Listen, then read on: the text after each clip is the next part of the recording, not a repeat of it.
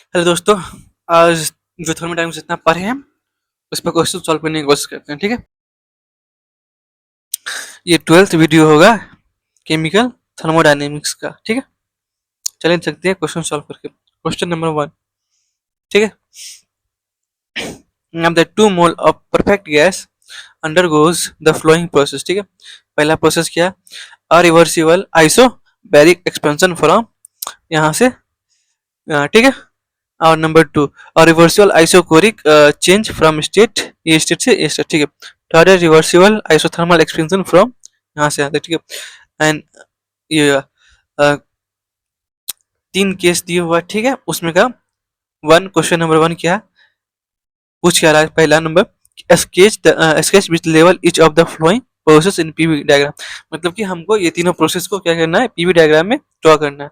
और question number 2 क्या है, calculate the total work and the total heat involve the process. ठीक है, टोटल वर्क डब्ल्यू निकालना है और क्यू निकालना है, डब्ल्यू टोटल क्यू टोटल निकालना है। ठीक है, और what is the overall process of delta U, delta S for the overall process. जो ओवरऑल प्रोसेस होगा ये टोटल तीनों तीनों मिला के उसका क्या निकलना है, डेल्टा यू। ठीक है, और डेल्टा एच और डेल्टा एस निकलना है। ठीक है, ये निकलना है। चलिए अब सॉल्व करते हैं।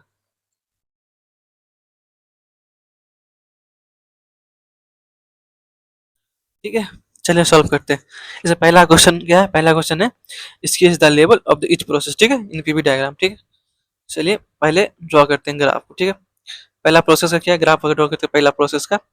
तो पहला प्रोसेस है आइसोबैरिक एक्सपेंशन। ठीक है, आइसोबैरिक है तो पीवी डायग्राम ड्रॉ करते हैं। एक मिनट, यहाँ से ये जगह प्रेशर, ये जगह वॉल्यूम। आइसोबैरिक है, प्रेशर कांस्टेंट है। ठीक है, ये हो जाएगा pressure constant from 1 atm pressure है। ठीक है, टू 20 लीटर टू 40 लीटर। ठीक है, यहाँ पे 20 लीटर हो जाएगा, ये अपना हो जाएगा 1 मिनट,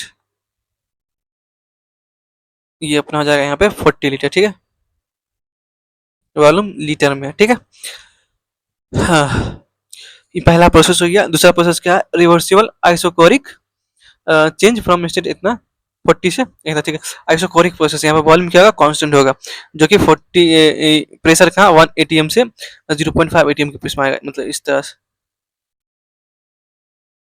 ये ए टू बी प्रोसेस मान लेते हैं, यहाँ से बी टू सी। ठीक है, ये जो हो जाएगा यहाँ पर प्रेशर, यहाँ पर हो जाएगा ये 1 atm और ये प्रेशर जो हो जाएगा अपना, ये अपना प्रेशर जो होगा 0.5 atm। ठीक है,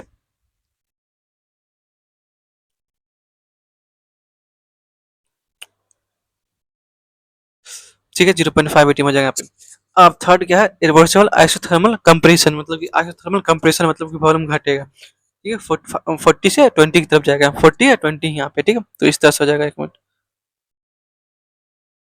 कंप्रेशन। ठीक है, फाइनल डायग्राम इस तरह से बन के आएगा। ठीक है, फाइनल ग्राफ इस तरह से बन गया। ठीक है, पहला क्वेश्चन तो सॉल्व हो गया, ग्राफ ड्रॉ कर लिया। ठीक है, ठीक है, फाइनल तो क्वेश्चन बन गया, इसका ग्राफ ड्रॉ हो गया। ठीक है, ये ग्राफ हो गया। अब दूसरा नंबर क्वेश्चन का कैलकुलेट टोटल वर्क। ठीक है, टोटल वर्क कैलकुलेट करना है। ठीक है, तो वर्क करने इस पार्ट का वर्क कैलकुलेट कर लेंगे, इसका पार्ट का इस पार्ट का सबको सम कर देंगे तो टोटल वर्क आ जाएगा। ठीक है, चलिए निकालते हैं। पहला प्रोसेस का क्या वर्क होगा, ए टू बी। ये क्या आइसो बैरिक प्रोसेस में वर्क क्या आ जाएगा, पहला W1 हो जाएगा यहाँ पे माइनस पी डेल्टा वी। यहाँ पे क्या है, आइसोथर्मल प्रोसेस के लिए होता है ना, वर्क बराबर माइनस पी डेल्टा वी। ठीक है, यहाँ से प्रेशर क्या दिया हुआ है, प्रेशर दिया हुआ अपना 1 atm। ठीक है, तो जाएगा -1 atm इंटू वॉल्यूम क्या दिया हुआ, वॉल्यूम दिया अपना 40 से 20। ठीक है,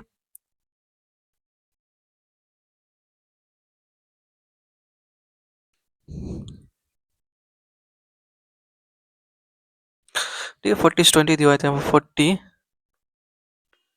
-20, तो यहाँ से जाएगा -1 × 20, तो जाएगा -20। तो W1 आ गया -20 लीटर एटीएम। ठीक है, पहला वर्क आ गया। और अब वर्क टू अगर निकालते हैं तो क्या वर्क टू हो जाएगा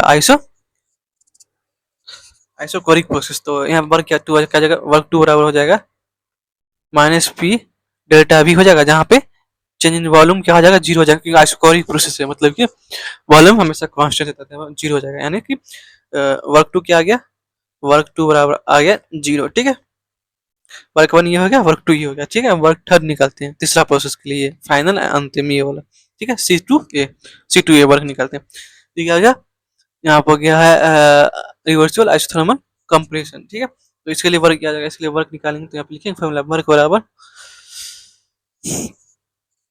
2.303 minus 2.303 N R T log V2/V1। ठीक है, फॉर्मूला को आप देख लीजिएगा, पीछे करवाए फॉर्मूला। ठीक है, इस फॉर्मूला को यूज करते हैं तो क्या जाएगा यहाँ पे, यहाँ से W3 बराबर लिख सकते हैं -2.303 N R T log V2 क्या आ जाएगा अपना, यहाँ पे दिया हुआ है V2 हो जाएगा 20/40। ठीक है,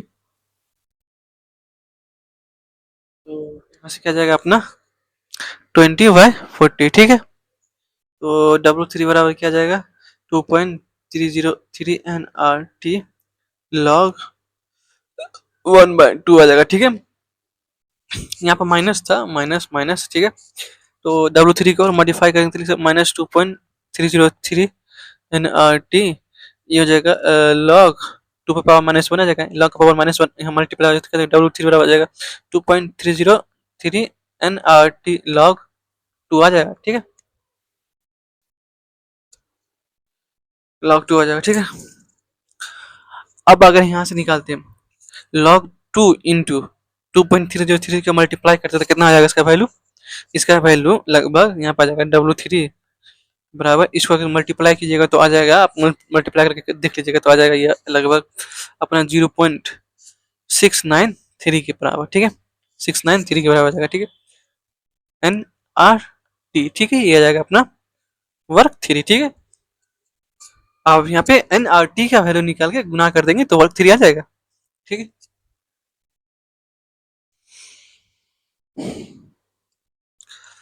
आइसोथर्मल प्रोसेस के लिए क्या आता है, पीबी बराबर एन, आइडियल गैस इक्वेशन लिखते हैं तो क्या जाता है, क्या होता है पीबी बराबर, आइडियल गैस इक्वेशन के लिए पीबी बराबर एनआरटी होता है। ठीक है, और आइडियल गैस इक्वेशन के लिए क्या आता है कि पीबी बराबर कांस्टेंट होता है। ठीक है, तो यहाँ पे इस तरह से लिख सकते हैं P1 बराबर P2 बराबर लिख सकते हैं एनआरटी, इस तरह से लिख सकते हैं, इस तरह से लिख सकते हैं ना। ठीक है, इस तरह से लिख सकते हैं। अब एनआरटी का वैल्यू अगर निकालना है तो यहाँ पे P1 इंटू V1 करके लिख सकते हैं, तो P1 V1 क्या आ गया,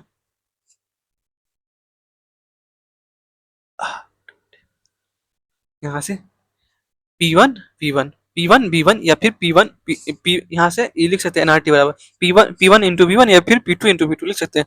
तो यहाँ से देखिए P1 इंटू V1 करेंगे तो यहाँ क्या आ जाएगा 20, अगर यहाँ से P2 या V2 करेंगे तो भी 20 आ जाएगा। ठीक है, दोनों का वैल्यू 20 आ जाएगा, तो यहाँ पे क्या आ जाएगा एनआरटी का वैल्यू आ गया अपना कितना 20। ठीक है, तो अगर 20 यहाँ पर पुट करते हैं तो अपना वर्क थ्री आ जाएगा, वर्क थ्री वाला क्या आ जाएगा 0.693 इंटू 20, तो कितना हो जाएगा अपना 3 दूना 6, 9 दूना 18 के 8 और 6 दूना 12 13। ठीक है, तो ये जाएगा अपना 13.86, ये जाएगा 13.86 लीटर एटीएम आ जाएगा, ये अपना वर्क थ्री हो जाएगा। ठीक है,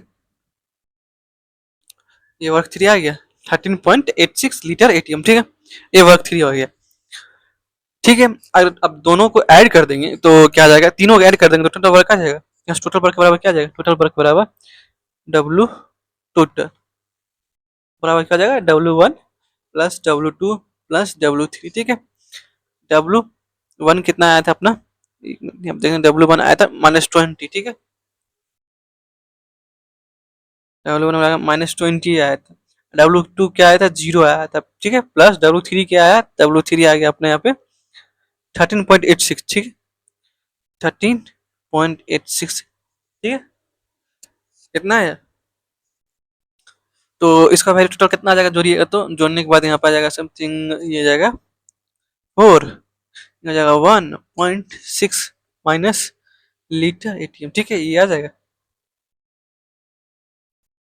ठीक है, ये आ जाएगा यहाँ पे वर्क टोटल। अगर इसको जूल में कन्वर्ट करना है तो क्या करना पड़ेगा, अगर इसको जूल में कन्वर्ट करना है तो क्या करना पड़ेगा हमको यहाँ पे, ठीक है। ये आंसर आ गया अपना एटीएम लीटर में। अगर इसको जूल में कन्वर्ट करना है तो क्या करेंगे, इसी में -6.14 में गुना कर देंगे, 101.325 इसको गुना करेंगे यहाँ पे, तो ये कन्वर्ट हो जाएगा जूल में, ठीक है। ये जूल में आ जाएगा, इसको गुना करके लिखे तो समथिंग ये आ जाएगा अपना 622.13, इतना जूल के आसपास आ जाएगा, ठीक है। अप्रॉक्स अप्रॉक्स इतना जूल के आसपास आ जाएगा गुना करने के बाद, ठीक है। ठीक है, अब अगला अगला क्वेश्चन क्या था, टोटल वर्क निकल गया, अब निकलना टोटल हीट। तो यहाँ पे अब टोटल हीट निकलना है तो क्या करेंगे, सबसे पहले प्रोसेस देख लेते हैं। यहाँ पे प्रोसेस क्या, एक साइक्लिक प्रोसेस, ठीक है। साइक्लिक प्रोसेस में क्या होता है, जितना भी स्टेट फंक्शन होता है जीरो होता है, ठीक है। तो पहले यहाँ पे लिख सकते हैं फर्स्ट लॉ ऑफ थर्मोडायनेमिक्स, एक minute, first law of thermodynamics लिखते हैं तो क्या था, डेल्टा ई बराबर क्यू प्लस डब्ल्यू होता है। तो यहाँ पे साइक्लिक प्रोसेस में क्या होगा, ये जीरो हो जाएगा, ठीक है। और क्यू क्या आ जाएगा, क्यू प्लस डब्ल्यू, ठीक है। क्यू बराबर क्या जाएगा, माइनस डब्ल्यू, डब्ल्यू बराबर जितना आया माइनस डब्ल्यू बराबर क्या था, माइनस जूल में अगर निकालते तो क्या आया था अपना 6.422.13 आया था इसके आसपास, ठीक है। इसको गुना करेंगे तो कितना आ जाएगा अपना माइनस माइनस प्लस, तो यहाँ पे क्यू बराबर क्या आ जाएगा, क्यू बराबर आ जाएगा प्लस 622.13 जूल, ठीक है। ये अपना हीट हो जाएगा, ठीक है। हीट निकाल लिए। साइक्लिक प्रोसेस तो यहाँ पे क्या क्या अब निकलना है, फाइनल निकलना था क्या था, delta H delta U delta H delta H. Cyclic process में क्या था, सारा स्टेट फंक्शन जीरो होता है, ये भी जीरो हो जाएगा, तीनों जीरो हो जाएगा, ठीक है। तो लास्ट का आंसर क्या जाएगा, जीरो, ठीक है। तो यहाँ पे लिखना चाहें तो क्या जाएगा, delta U equal to zero, delta H equal to zero, delta S equal to zero, ठीक है। तीनों का आंसर हो गया, ठीक है। चलिए अगला सवाल सॉल्व करते हैं। क्वेश्चन क्या, ये क्वेश्चन बोला show the reaction at 300 Kelvin is spontaneous and exothermic when the standard entropy change is इतना and the standard gives free energy of formation दे रखा है CO2 का, ठीक है। तो यहाँ पर सब चीज स्टैंडर्ड में बात हो रहा है, तो ठीक है, यहाँ पे सारा कुछ स्टैंडर्ड में बात हो रहा है, तो स्टैंडर्ड में निकालें, ठीक। तो यहाँ पे यहाँ देखने के लिए यहाँ पे कि ये रिएक्शन स्पॉन्टेनियस, तो इसका मतलब क्या होगा कि standard change of standard gives free energy क्या होना पड़ेगा, नेगेटिव होना पड़ेगा, ठीक है। तो ये रिएक्शन स्पॉन्टेनियस हो जाएगा, ठीक है। और change of standard change of enthalpy क्या होना पड़ेगा, नेगेटिव होना पड़ेगा, जिसका ये रिएक्शन क्या होगा, ये रिएक्शन होगा एक्सोथर्मिक, ठीक है। तो हमको ये दिखाना कि ये दोनों टर्म नेगेटिव होना पड़ेगा, ठीक है, दोनों टर्म नेगेटिव होना पड़ेगा, तब होना चाहिए रिएक्शन स्पॉन्टेनियस भी होगा और एक्सोथर्मिक भी होगा, ठीक है। यही निकालना, चलिए निकालते हैं, चलिए सॉल्व करते हैं। सबसे पहले रिएक्शन लिखते हैं, तो रिएक्शन यहाँ पर लिख लिया हुआ है, रिएक्शन की जरूरत नहीं, ठीक है। तो यहाँ पर अगर निकालना है delta G not of reaction, ठीक है, तो क्या जाएगा, standard gives free energy of reaction निकालना, तो क्या जाएगा, ये हो जाएगा प्रोडक्ट माइनस रिएक्टेंट, ठीक है। इसको अगर लिखना चाहे तो कैसे लिख सकते हैं, यहाँ पे लिखना चाहे तो यहाँ पे लिखना चाहे तो लिख सकते हैं डेल्टा जी नॉट, एक minute, delta G not of reaction निकालना, तो क्या जाएगा, यहाँ पे हो जाएगा delta G not of formation of CO2, ठीक है, CO2, ठीक है, माइनस यहाँ पे क्या हो जाएगा delta G not of formation of CO plus half into delta G not of formation of O2, ठीक है। तो यहाँ पे लिखेंगे तो इसका वैल्यू कितना दिया यहाँ पे दे रखा है, एक मिनट, यहाँ पे देखो तो दे रखा CO2 का वैल्यू कितना दे रखा है, delta G not of formation of CO2, ठीक है, दिया माइनस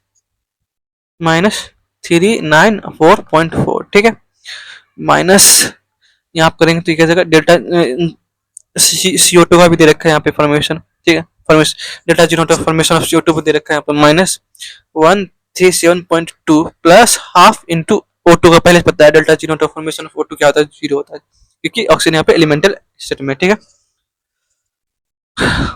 तो यहाँ से कैलकुलेट करके टर्म जीरो हो जाएगा, तो ये हो जाएगा माइनस प्लस हो जाएगा, ये माइनस हो जाएगा, तो यहाँ पे सॉल्व करेंगे तो क्या हो जाएगा, यहाँ हो जाएगा -394.4 प्लस क्या आ जाएगा अपना 137.2, ठीक है, ये आ जाएगा अपना। तो इसको अगर सॉल्व करेंगे तो क्या आ जाएगा आंसर, मतलब इसको घटाएंगे तो आ जाएगा आंसर अपना माइनस घटाने के बाद क्या जाएगा अपना 2.752, ठीक, ये आ जाएगा किलो जूल पर मोल, ठीक है। ये आंसर आ जाएगा, ये आ जाएगा डेल्टा जी नॉट। तो डेल्टा जी नॉट यहाँ से क्या आ गया, डेल्टा जी नॉट आ गया यहाँ पे नेगेटिव। इसका मतलब क्या आ गया, इरेक्शन स्पॉन्टेनियस हो गया। ठीक है, इसका मतलब क्या आ गया, डेल्टा जी नॉट नेगेटिव आ गया, मतलब कि इरेक्शन रिएक्शन इज स्पॉन्टेनियस। ठीक है, ऐसे ये प्रूव हो गया delta delta G not is spontaneous. ठीक है, पहला टर्म यहाँ पे प्रूव कर दिए कि ये रिएक्शन को शो करना है कि 300 डिग्री सेल्सियस पे रिएक्शन स्पॉन्टेनियस। ठीक है, दूसरा क्या पूछा, ये शो करना है कि यहाँ पे ये रिएक्शन एक्सोथर्मिक है, यानी कि डेल्टा एच नॉट निकालना है। ठीक है, ठीक है, एक चीज देखते हैं, पिछले लेक्चर में हम ये पढ़े थे डेल्टा डेल्टा जी बराबर, एक मिनट, डेल्टा जी बराबर पढ़े थे delta H minus T delta H लिखे थे। अगर इसी को स्टैंडर्ड टर्म में लिखा लिखा जाए तो क्या आ जाएगा, डेल्टा जी नॉट, ये हो जाएगा delta H not minus T delta S not, इस तरह से लिख सकते हैं स्टैंडर्ड फॉर्म में। ठीक है, तो इसको मिला लेते हैं, तो ये हो जाएगा। ठीक है, फॉर्मूला। तो अगर एक मिनट इसको,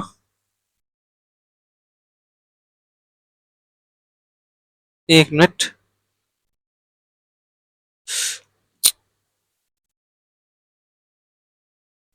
ठीक है, इसमें अगर फॉर्मूला पुट करते थे, डेल्टा जी नॉट का वैल्यू हमारे पास पता है कितना है, डेल्टा जी नॉट का वैल्यू, डेल्टा जी नॉट का वैल्यू आया था -257.2 किलो जूल पर मोल। ठीक है, यहाँ क्या डेल्टा एच नॉट का वैल्यू दिया है यहाँ पे, डेल्टा एच नॉट का वैल्यू तो निकालना ही है हमको। ठीक है, माइनस टेम्परेचर दे रखा है कितना, 300 केल्विन। ठीक है, डेल्टा एस नॉट का वैल्यू भी दे रखा है, देखिए डेल्टा एस नॉट का वैल्यू पहले से दे रखा है, कहाँ गया, यहाँ पे, एक मिनट इस सबको मिटा देते हैं, देखिए यहाँ पे दे रखा है इंट्रोपी, कहाँ गया, चेंज ऑफ इंट्रोपी दे रखा है यहाँ पे इतना। ठीक है, अब इसको पुट कर देते हैं यहाँ पे। ठीक है, 300 इंटू क्या हो जाएगा अपना, माइनस 0.094। ठीक है, ये आ गया। तो यहाँ पे डेल्टा एच नॉट निकालते हैं तो क्या आ जाएगा अपना,